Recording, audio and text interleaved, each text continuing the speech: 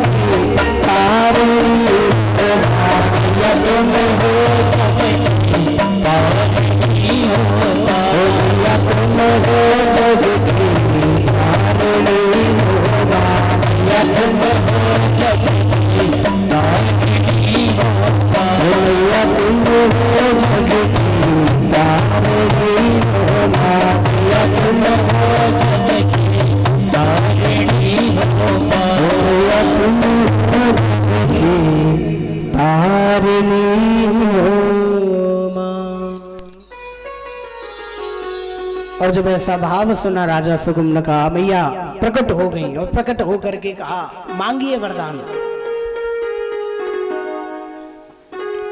सुगम ने कहता मैया आप तो सब कुछ जानने वाली हैं, त्रिकालज्ञ हैं, आप तो बस इतनी कृपा कर दीजिए कि मुझे या तो नारी ही बना दीजिए या पुरुष ही बना दीजिए, क्योंकि भगवान भोलेनाथ का ना तो मुझे श्राप ही अच्छा लगा ना ही वरदान।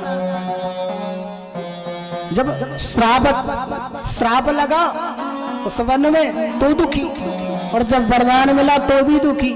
ना तो अच्छे से राज्य ही चला पा रहा हूं, ना तो अच्छे से अपना परिवार चला पा रहा हूं। तो मैया ने कहा भैया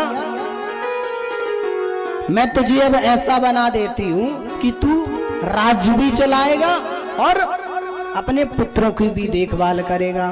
और मां जगत जननी जगदम्बा मैया की कृपा से वो सदा सदा के लिए पुरुष बन गए। बोलिए आदि शक्ति माता की जय। अब जैसे ही अगस्त मुनि ने कथा श्रवण करी, बड़ा अच्छा लगा। और अब कार्तिकेय मुनि अपने वाहन में बैठ करके कार्तिकेय भगवान जाने लगे। जैसे ही जाने लगे तो अगस्त मुनि ने कहा प्रभु आपकी ये जो महिमा है बड़ी सुंदर लगी, एक और सुना दो।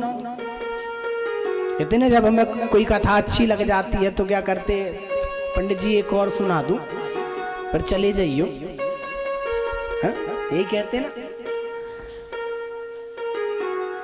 तो अगस्त मुनि कहने लगे प्रभु जी एक महिमा और सुना दो, देवी जी की महिमा का तो कोई पार ही नहीं।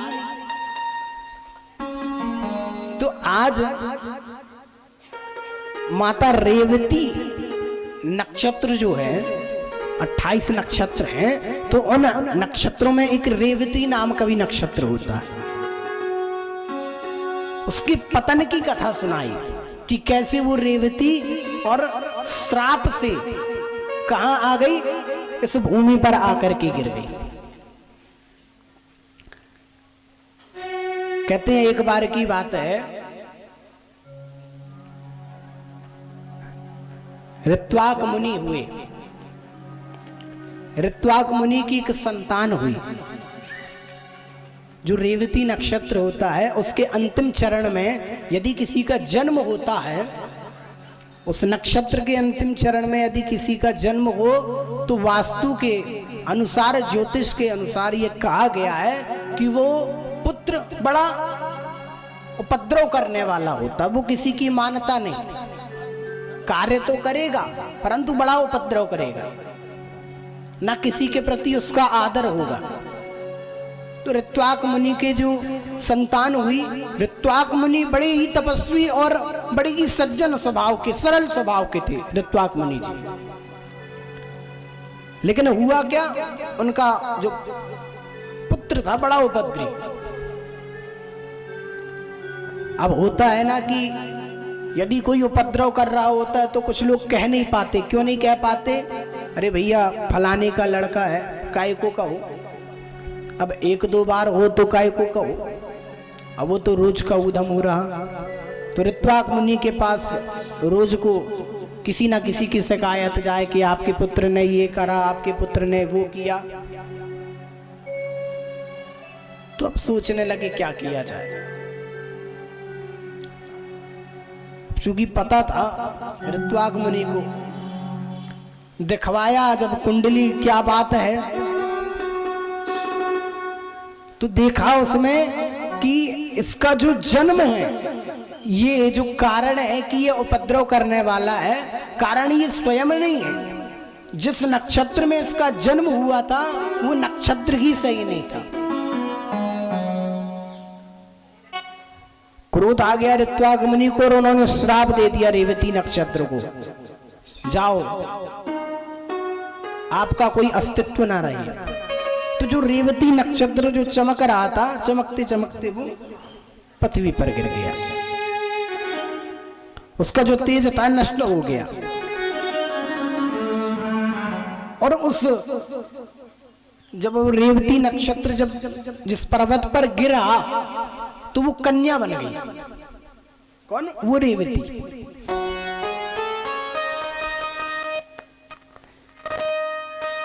कहते हैं एक बार की बात है, वहां पर एक ऋषि आए, उन्होंने जब उस कन्या को देखा, चूंकि जब रेवती नक्षत्र उस पर्वत पर गिरी तो उसे स्वयं का अस्तित्व भान नहीं रहा कि मैं कौन थी, मैं कौन सा नक्षत्र थी, या मेरा अस्तित्व क्या है, मेरे माता पिता कौन है।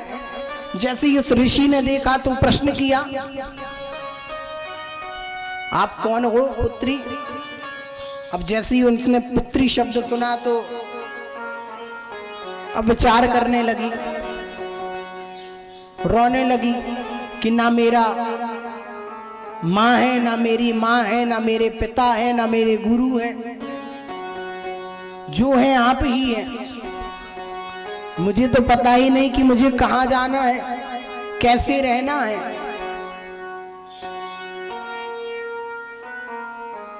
अब उन्होंने सोचा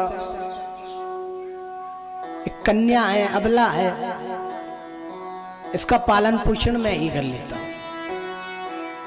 और वो ऋषि ले गए अपने आश्रम। अब बिल्कुल जिस प्रकार एक कन्या को रखा जाता है, अपनी पुत्री को रखा जाता है, उसी प्रकार उस पुत्री का पालन पोषण करने लगे। मानो अब उन्हें ये लगता था उन ऋषि को कि मेरा तो विवाह हो चुका है, मेरी कन्या भी है, और बड़े अच्छे से जैसा घर चलता है वैसे चलते रहा। लेकिन जब वो कन्या बड़ी हुई, तो जब कन्या बड़ी होती है तो माता पिता को चिंता होने लगती है कि अब इसका विवाह कैसे हो, चूंकि रेवती है। तो विचार करने लगे। अग्निशाला गए और अग्निदेव को प्रकट किया और अग्निदेव से मांगा, प्रश्न किया कि प्रभु आप ये बताएं कि हमारी ये जो कन्या है इतनी बड़ी हो गई है, अब इसके विवाह के योग्य कोई वर बताइए। तो अग्निदेव ने कहा आपको कहीं जाने की आवश्यकता नहीं है, आपकी पुत्री के वास्ते जो सुयोग्य वर्ग है वो स्वयं ही आपके आश्रम चल करके आएगा।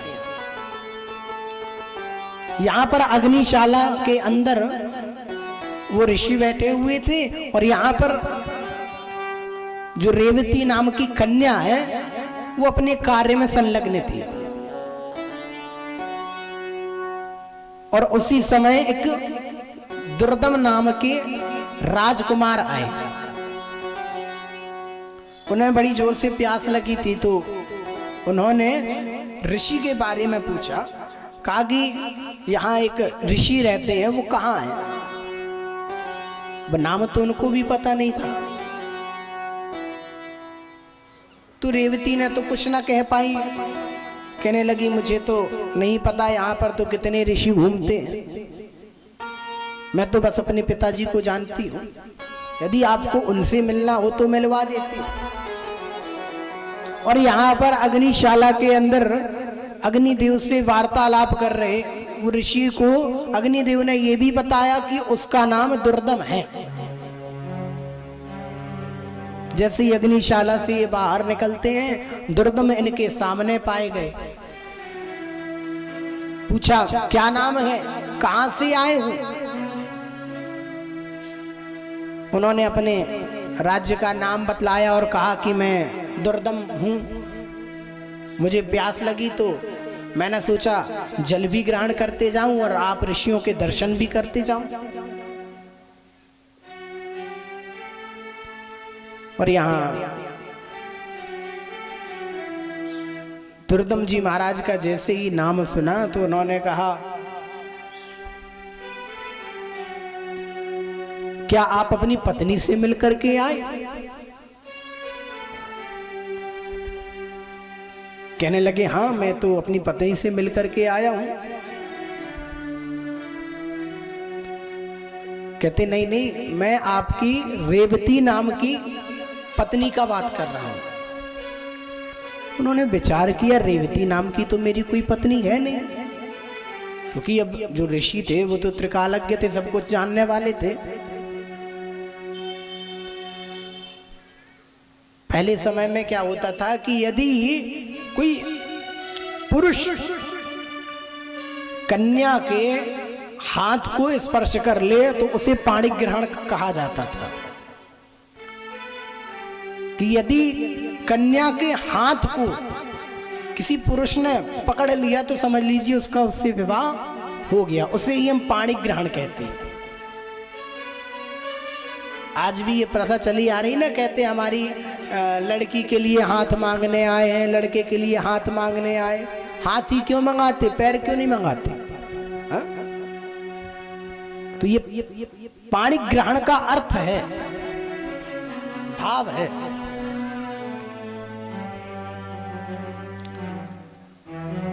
और यहां जैसे ही पूछा तो उन्होंने विचार किया कि मेरी तो इतनी रानियां हैं, अभी तक किसी रानी का नाम रेवती नहीं है। कहने लगे नहीं नहीं, आपकी जो पत्नी है रेवती वो कोई और नहीं, मेरी पुत्री है, जिनसे अभी अभी मेरे बारे में पूछ रहे थे। कहते मेरी पुत्री, मेरी पत्नी कैसे हुई?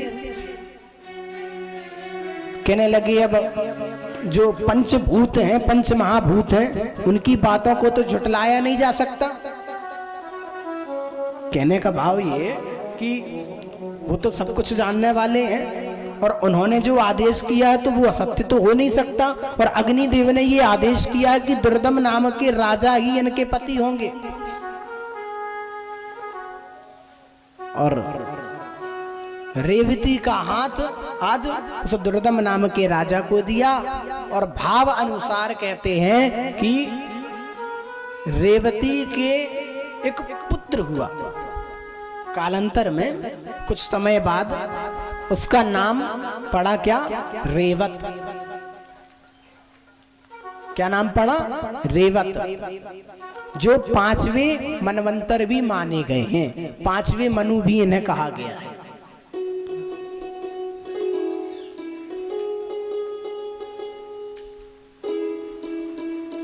कहते हैं सूत जी द्वारा 18 पुराण बतलाए गए कि कौन कौन से पुराण हैं। श्लोकों के द्वारा उप पुराणों के नाम बतलाए गए। और हर द्वापर में व्यास भी अलग अलग होते हैं। वेद व्यास जी महाराज को जानते हैं ना, तो जो वेद व्यास जी हैं वो भी हर मनवंतर में, कहने का भाव ये कि जो 4 युग हैं कौन कौन से? सतयुग, त्रेता, द्वापर और कलयुग। तो हर द्वापर में एक नए व्यास होते हैं। अर्थात जिस प्रकार हर पंचवर्षी में नेता अलग अलग हो जाते हैं, कभी कोई बनता है कभी कोई बनता है, उसी प्रकार मनु भी बदलते हैं, उसी प्रकार व्यास भी बदलते हैं। तो यहां पर एक नए व्यास हुए जिनका नाम है कृष्णद्वैपायन।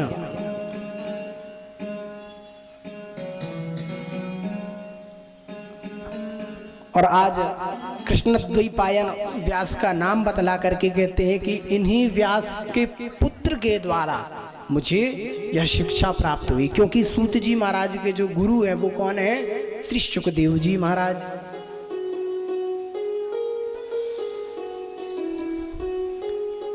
आदिशक्ति देवी बड़ी 65 पद्य पवित्र, और पढ़िए 4थे अध्याय में श्री शुक जन्म पवित्र। सौम्य व्यासस्य भार्याया जाता सुतः शुकः, कथं वा कीदृशो येनं पठितेयं सुसंहिता।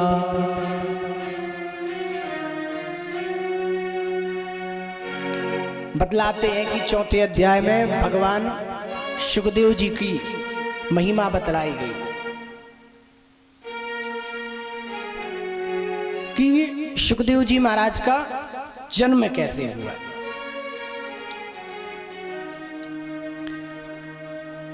और फिर 5वें अध्याय में बतलाते हैं भगवान के हैग्रीव अवतार की कथा। अभी महात्म्य ही चल रहा है। एक बात बतला दूं, अभी कथा में प्रवेश नहीं हुआ। अभी तो केवल कि इस कथा की महिमा क्या है ये अच्छे से जान लो, है ना। सब्जी वाला बार बार चिल्लाता है टमाटर ले लो, नहीं कहता, क्या क्या कहता है, हरे हरे टमाटर, लाल लाल टमाटर। पहले उसकी महिमा बताता है, एक रूप से नहीं कई रूप से। हो सकता हरे हरे से ना रीझे तो लाल लाल से रीझे, लाल लाल से भी ना रीझे तो पके पके से रीझे, है ना। तो उसी प्रकार श्री सूत जी महाराज महिमा में देवी जी की इतनी महिमा बता रहे हैं कि देखो भैया क्या करने से क्या होता। इस 5वें अध्याय में हरि है ग्रीव चरित्र, देव स्तुति है 100 और 12 पद्य पवित्र। देवताओं ने 100 श्लोकों में स्तुति की।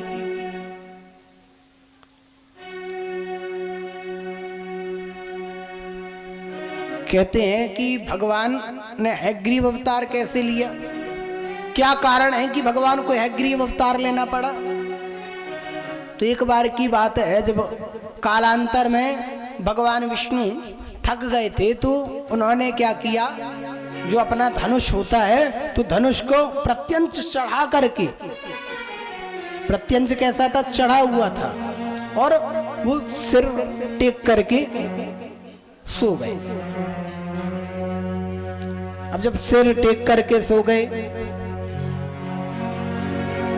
तो आदेश किया, ऋषिगण आए, देवता आए प्रभु को उठाने के लिए कि उठिए प्रभु, जाना है। यज्ञ हो रहा था, यज्ञ में भाग लेना था, तो सबको अपनी अपनी पद पर जाकर के बैठना है। तो विष्णु भगवान को भी आवाहन किया गया, लेकिन यहां तो विष्णु भगवान सो रहे हैं, क्या किया जाए।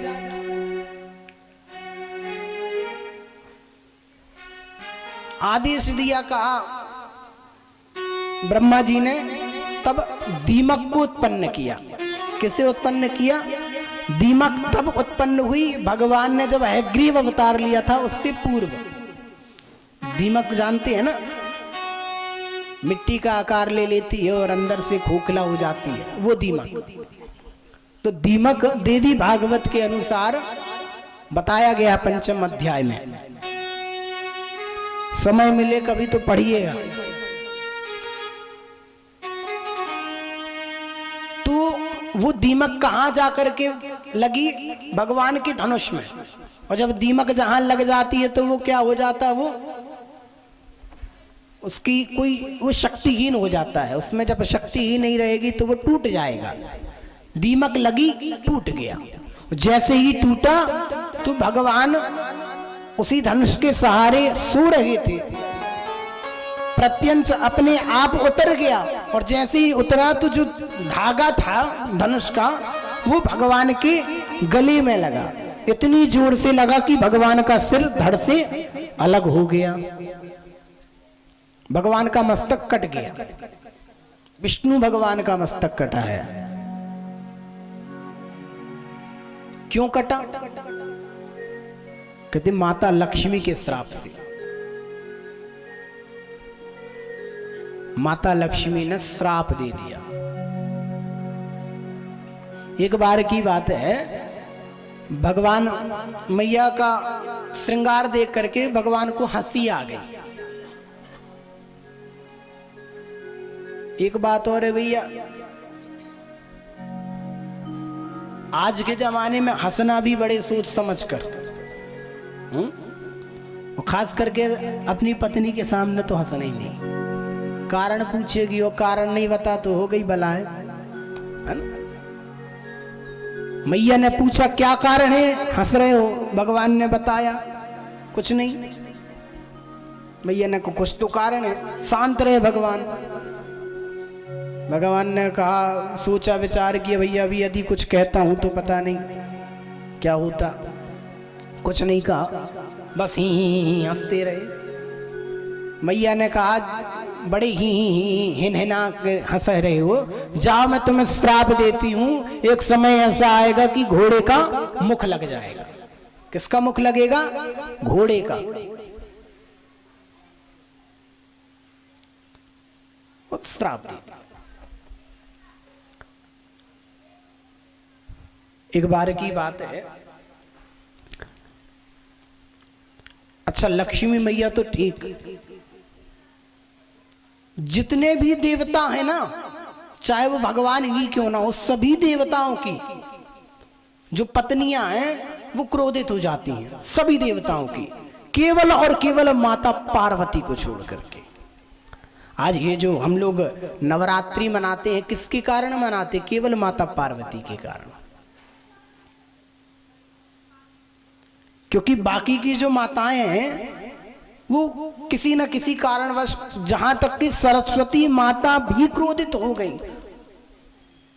कैसे? एक बार की बात है, ब्रह्मा जी को यज्ञ करना था। अब हर यज्ञ में पत्नी बैठे साथ में तो बड़ी उत्तम बात होती है। तो हुआ क्या कि अब ब्रह्मा जी ने कहा, ब्रह्मा जी तो सज धज के बाहर निकल गए, लेकिन जो मैया सरस्वती हैं वो तनिक देर लगाए। फिर से पुकारा ब्रह्मा जी ने, अरे ओ ब्रह्माणी जल्दी करो, मुहूर्त निकला जा रहा है। ब्राह्मणों ने आदेश दिया कि ब्रह्मा जी मुहूर्त में यदि कार्य हो जाए तो ठीक है, और यदि बिना मुहूर्त के करें तो क्या मतलब। एक बार बुलाया नहीं आए, दो बार बुलाया नहीं आई। सरस्वती मैया ने कहा रुक जाओ।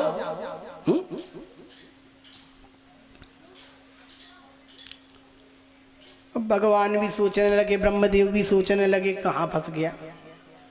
अब यहां पर ब्राह्मण खींच रहे हैं ब्रह्मा जी को कि प्रभु जल्दी आ जाओ, मुहूर्त निकला जाएगा तो क्या मतलब पूजा कराने का, सही मुहूर्त में हो जाए तो ठीक।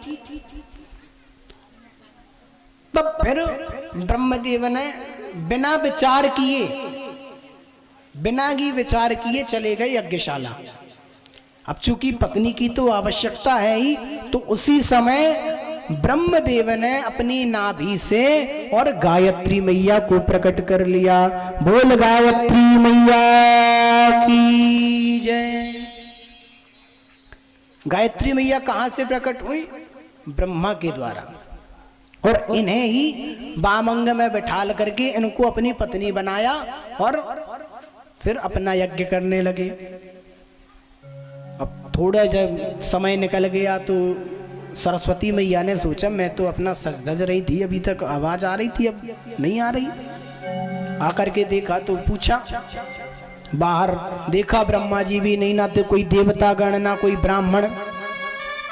यज्ञशाला में गई तो गायत्री मैया का तो मुख देखा ही नहीं कि ये कौन है, और तुरंत ब्रह्मदेव को श्राप दे डाला। कहा आपने मेरा स्थान किसी और नारी को दिया, जाओ मैं आपको श्राप देती हूं कि आपका पूजन कहीं भी नहीं होगा, पूरी सृष्टि में कहीं पूजन नहीं होगा। देवी भागवत में है इसका। इसीलिए कहते हैं कि ब्रह्मा जी की पुष्कर के अलावा कहीं पूजा नहीं होती, केवल और केवल एक ही मंदिर है। कहां? पुष्कर में। अब ब्रह्मा जी बड़े परेशान, क्या करूं, श्राप दे दिया। तो ऋषियों ने, संतों ने ब्रह्मा जी से कहा प्रभु मंदिर तो ठीक है आपका एक है, कोई बात नहीं, लेकिन चाहे मंदिर बनवा लो या एक कन्या का दान कर लो, बराबर है। तो अब आपका एक मंदिर तो बन गया, अब एक कन्यादान और हो जाए, लेकिन सरस्वती मैया तो रूठ चुकी हैं, तो अब पुत्र कैसे हो, पुत्री कैसे हो। एक भाव ये भी है, कन्या कहां से आए। तो आज देवी भागवत के अनुसार उन्होंने कन्यादान भी किया। ब्रह्मा जी ने कन्यादान किया। किस कन्या का दान किया? राधा रानी का। बोलिए राधा रानी सरकार की जय। राधा रानी का क्यों किया? क्योंकि ब्रह्मा ही है जो सृष्टि की रचना करते हैं और जिन्होंने रचना की उनका काम है मिलाना। हम लोग कहते हैं ना भैया भेजने वाला तो वही है, जब उसने जन्म दिया है तो वही हमारा पेट भरेगा। तो राधा रानी का उन्होंने कन्यादान किया। किसको कन्यादान किया? भगवान कृष्ण को। कहां पर? भांडीक वन में। श्रीमद् भागवत के अनुसार तो राधा रानी का विवाह नहीं हुआ, लेकिन देवी भागवत ये कहती है कि भगवान कृष्ण का राधा के साथ विवाह हुआ है। और राधा नाम को तो आप सब जानते हैं कि कितनी सुंदर महिमा है। राधा भी कौन है? वही शक्ति ही है ना, वही तो आधार है हमारे इस जीवन का।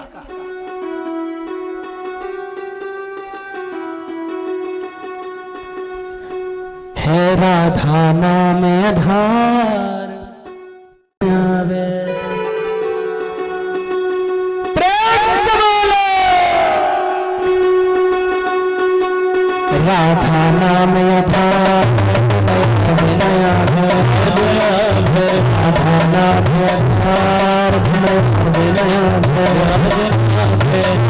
नाम आधार।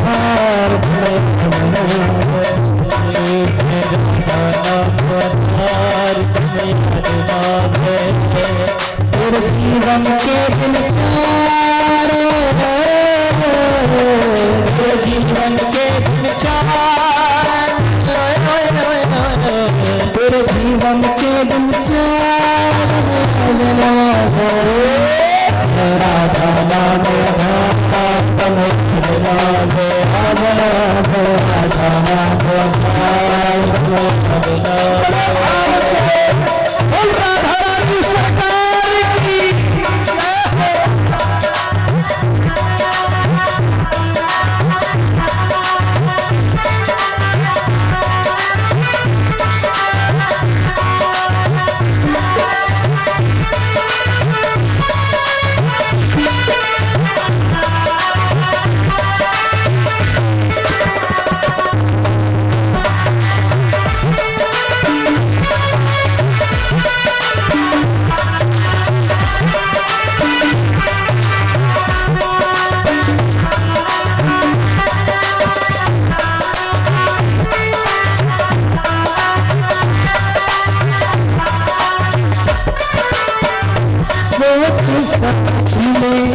मन में बंदे छोड़ सारे कोट बंदे, छोड़ सारे कोट बंदे, छोड़ सारे कोट बंदे।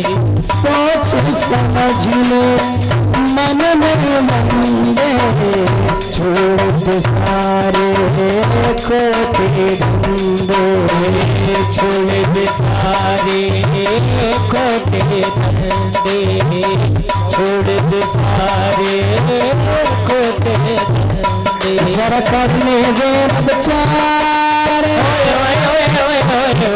जरा कर ले सोच विचार मेरा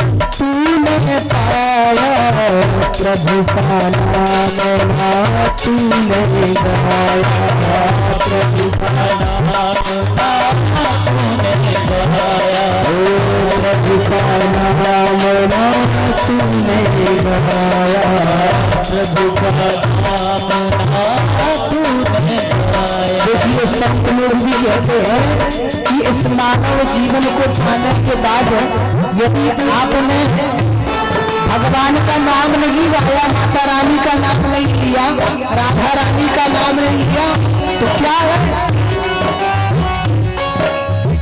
मानव जीवन तूने पाया, प्रभु का नाम ना तूने गाया, प्रभु का नाम ना तूने गाया, प्रभु का नाम ना तूने गाया। तेरे जीवन को धिक्कार,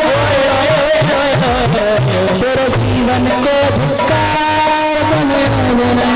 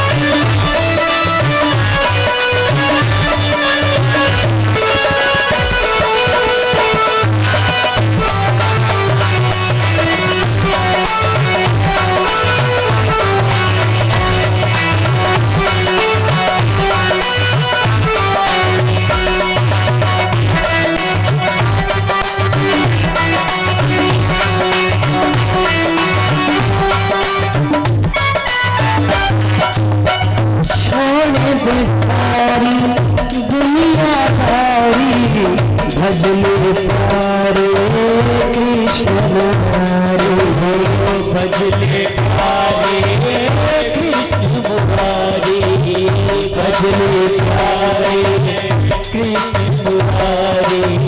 छोड़ दे सारी दुनियादारी, भजले प्यारे कृष्ण मुरारी, भजले प्यारे कृष्ण मुरारी, भजले प्यारे कृष्ण मुरारी। तेरा हो जाए बेड़ा पार, तेरा हो जाए बेड़ा पार,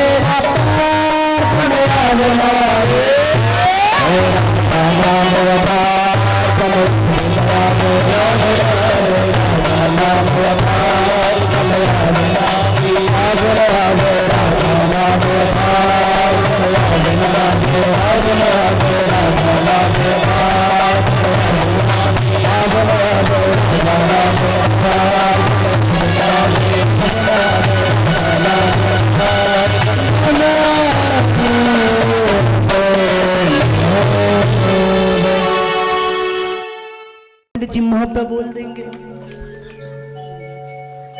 है ना?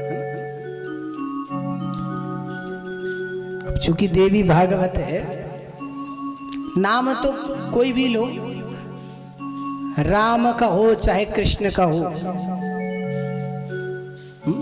इसलिए राधे का हो चाहे माता का हो, लेकिन कहो भैया।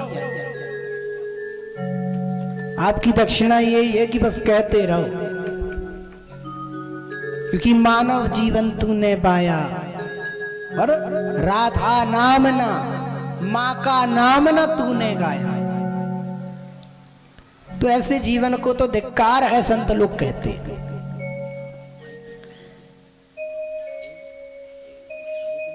और कहते हैं राधा रानी का यहां कन्यादान हुआ, तो कहने का भाव ये है कि सभी ने श्राप दिया केवल माता पार्वती को छोड़ करके, क्योंकि माता पार्वती सदैव अपने पति की सेवा ही करती है, सदैव अपने पति के चरणों में ही बैठती हैं। क्योंकि माता पार्वती को किन किन नामों से नहीं पुकारा जाता है, दुर्गा सप्तशती में आता है अपर्णा नैक वर्णाचा, माता पार्वती को अपर्णा भी कहते। क्यों? क्योंकि माता पार्वती ने बेल पत्ते खा करके और भगवान को प्रसन्न किया। जो पर्ण खा करके भगवान को प्रसन्न करती है वो है अपर्णा। लगभग लगभग सभी माताएं केवल सर घोड़े का लेकिन धड़ मानव का। और आज भगवान ने हैग्रीव अवतार लेकर के, एक अवतार ही है, वो तो श्राप देना अलग बात है, लेकिन भगवान का ये 24 अवतारों में एक अवतार कहा गया है हैग्रीव अवतार, जिसे लेकर के और उस राक्षस का भगवान ने उद्धार किया।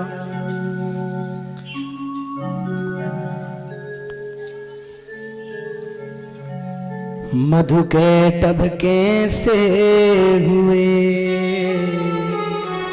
अद्भुत वीर निधान, और 44 श्लोक में पढ़िए युद्ध विधान। विधिकृत विष्णु स्तुति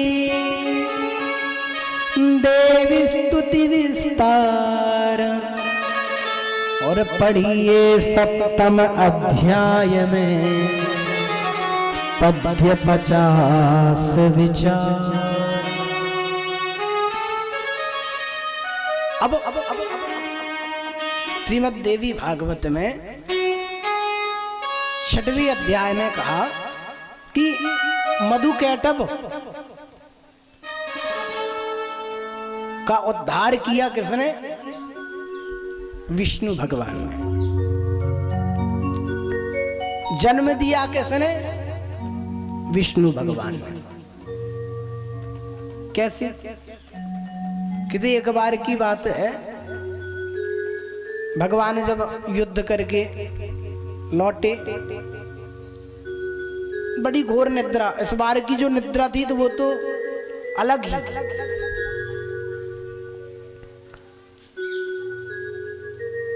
सोते सोते कान खुजाने लगे, और जैसे ही कान खुजाया तो मैल निकला, और कहते उसी मैल से 2 दैत्य उत्पन्न हुए, मधु और कैटभ।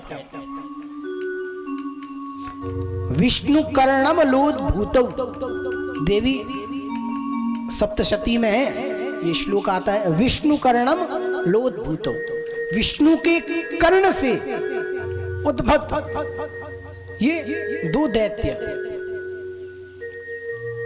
अब जैसे ही जन्म हुआ तो इन्होंने तपस्या चालू कर दी, देवी की तपस्या की। अब जब देवी की तपस्या की, देवी मैया प्रसन्न हो गई, क्योंकि माताएं हैं बड़ी जल्दी प्रसन्न भी हो जाती हैं। जैसे जल्दी रुष्ट होती है ना, तो प्रसन्न भी बड़ी जल्दी होती, और प्रसन्न होती तो फिर ये नहीं देखती ये कौन है, दे देती है वरदान। दे दिया वरदान, क्या दिया? मधुकैटभ ने पहले तो ये वरदान मांगा कि अमर कर दो। माता रानी कहती मूर्ख हूं क्या जो तुझे अमरता का वरदान दूंगी? अरे मेरी इच्छा से तो ब्रह्मा विष्णु शंकर भी बदलते रहते हैं, तू तो उनके कान का एक मैल है। कुछ और वरदान मांग। कहते ठीक है तो मुझे इच्छा वरदान, कि हम अपनी इच्छा से ही मरे। कहा ठीक है चलो ये ले लो। और बस जैसे ही वरदान मिलता है तो फिर एक अलग ही अहम आ जाता है। अब तो हाहाकार मचा दिया महाराज तीनों लोकों में, कभी किसी को परेशान कर दे, कभी किसी को परेशान कर दे। इंद्र को परेशान किया स्वर्ग में जा करके, जहां तक के ब्रह्मा जी को भी नहीं छोड़ा। जब ब्रह्मा जी तपस्या में लीन थे तो ब्रह्मा जी से क्या कहते, 4 मूंड वाले चलो उठ मुझसे युद्ध कर। हम दोनों से युद्ध करो। अब ब्रह्मा जी कहते भैया मैं तो वेदों को बनाने वाला हूँ, मुझसे पढ़ना लिखना ही आता है, बस युद्ध मैंने आज तक नहीं किया। कभी सुना कि ब्रह्मा जी ने युद्ध किया? कहते प्रभु मैं तो नहीं कर पाऊंगा। नहीं, युद्ध करना है तो करो, नहीं तो चलो उठो, छोड़ो ये अपना कमल अमल, ये आसन हमें दो। क्योंकि ब्रह्मदेव कमल पर ही बैठते हैं, आसन हमें दो और आप निकलो। अच्छा, अब गए भगवान नारायण के पास। अब जब नारायण को देखा तो नारायण तो अपनी निद्रा में लीन है। बड़ी देरी तक देखा, बहुत समय तक निद्रा मैया का उन्होंने आवाहन किया। निद्रा मैया से कहा मैया अपनी ये जो शक्ति है इनसे हटाओ। निद्रा मैया ने घेर करके रखा है विष्णु भगवान को। कहा आप अपनी ये शक्ति छीन करिए, क्योंकि हमें इनकी आवश्यकता है, मधुकैटभ हमें परेशान कर रहे हैं। निद्रा मैया की कृपा से अब उन्होंने अपना अस्तित्व हटाया, तब जाकर के उन्हें समझ में आया। उठे, जमाई लेने लगे, क्या बात है? कहते प्रभु ये मधुकैटभ नाम के दैत्य हैं और बड़े परेशान कर रहे हैं, आप इनका वध कीजिए, अलग करो।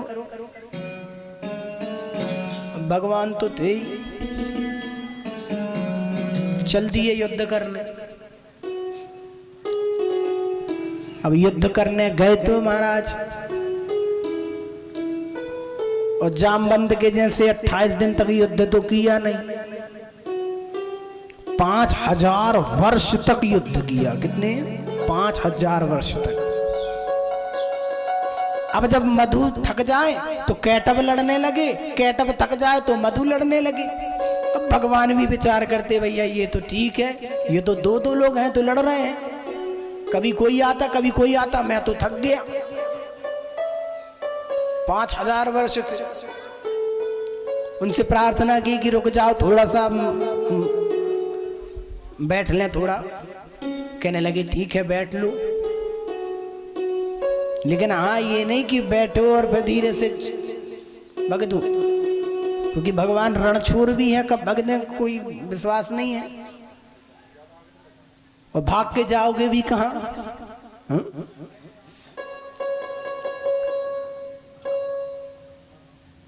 अब मन ही मन विचार करने लगे, माता रानी को बुलाने लगे। कहते मैया 5000 वर्षों तक हम इनसे युद्ध करें और अभी भी इनका बाल बांका नहीं हुआ, आखिर इनके अंदर ऐसी कौन सी शक्ति है जो मुझ नारायण को भी परास्त कर रही है। तब मैया ने कहा ये मधुकैटभ को वरदान प्राप्त है, इच्छा मृत्यु का। अब विष्णु भगवान ने कहा मैया ये पहले बता देती तो 5000 वर्ष तक युद्ध न करते। जब इच्छा मृत्यु का वरदान है तो हम क्या मारेंगे? मैया ने कहा देखो मृत्यु तो तुम्हारे हाथों ही लिखी है, क्योंकि जो जन्म देता है उसे ही है अधिकार मारने का, है ना? नियम तो यही है, जो जन्म देता है वही मारता है। अब जन्म देना ऐसा कि भगवान ने ही हमें जन्म दिया, भगवान की जब इच्छा होगी तब उठाएगा। हाँ? तो विचार करने लगे, कहते मैया अब क्या करूं? मैया ने आदेश दिया और फिर अब माता रानी ने अपनी लीला चालू की, लीला प्रारंभ की, और माता रानी ने बड़ा सुंदर मोहिनी स्वरूप धारण किया और मधुकैटभ के सामने चली गई। अब जैसे ही मधुकैटभ के सामने गई तो अब भगवान नारायण मधुकैटभ को उकसाने के लिए क्या कहने लगे, अरे मधुकैटभ हम तो बड़े प्रसन्न हैं, आप बड़े बलशाली योद्धा हो, मांगो क्या वरदान मांगना चाहते हो। जब ऐसे कहा तो मधुकैटभ ने कहा देखो ये तो बड़े उतावले हो करके और हमें वरदान दे रहे हैं। तो मधुकैटभ ने भी कह दिया, अरे विष्णु आप हमें क्या वरदान दोगे, आपको जो वरदान मांगना है मांग लो। और भगवान इतना चाह ही रहे थे। भगवान ने कहा ठीक है, दो वरदान की आपकी मृत्यु हमारे यहाँ तो। मधुकैटभ ने कहा ये तो बड़ा छलिया है भाई, लोग तो इसे केवल कृष्ण अवतार में छलिया कहते हैं, ये तो पहले से ही है। कहते देखो आपने कहा था वरदान देना पड़ेगा, दिया, लेकिन उस स्थान पर दूंगा जहां जलाशय ना हो। क्या ना हो? जलाशय ना हो, अर्थात जल ना हो। भगवान ने कहा ठीक है। और अब भगवान ने अपना स्वरूप बढ़ाना चालू किया। तो जाकर के क्षीर सागर में बैठ गए दोनों के दोनों, मधु और कैटभ। भगवान ने अपना और स्वरूप बढ़ाया और दोनों दैत्यों को पकड़ करके अपने जांघों में बिठा लिया और सुदर्शन को आदेश दिया। सुदर्शन को आदेश देते ही मधु और कैटभ दोनों के सर धड़ से अलग हो गए। बोलिए विष्णु भगवान की जय। अब मधु और कैटभ का जो रक्त जमीन पर गिरा, तो कहते हैं तभी से ये नियम चल गया है कि उस मिट्टी को खाना नहीं चाहिए, क्योंकि वो मांस से तुली हुई है, मांस से मंजी हुई है, मांस से सनी हुई है, रुधिर से सनी हुई है। इसलिए उसका भक्षण नहीं किया जाता। ये जो सारी सृष्टि, सारी ये जो पृथ्वी है ना, धरा है, ये उनके खून से लथपथ हो चुकी थी। इसलिए नियम बताया जाता है देवी भागवत के अनुसार कि मिट्टी नहीं खाना चाहिए। यदि जो मिट्टी खाता है तो वो अशुद्ध माना जाता है, अशुद्ध हो जाता है। इसलिए मिट्टी नहीं खाना चाहिए। और आज देवी मैया के वरदान से, देवी मैया की कृपा से भगवान विष्णु ने मधु और कैटभ का वध किया, उनका उद्धार किया। बोलिए जगत जननी जगदम्बा मैया की जय। आइए बड़े भाव के साथ हरि नाम संकीर्तन करते हुए, जब तक हमारे पंडित जी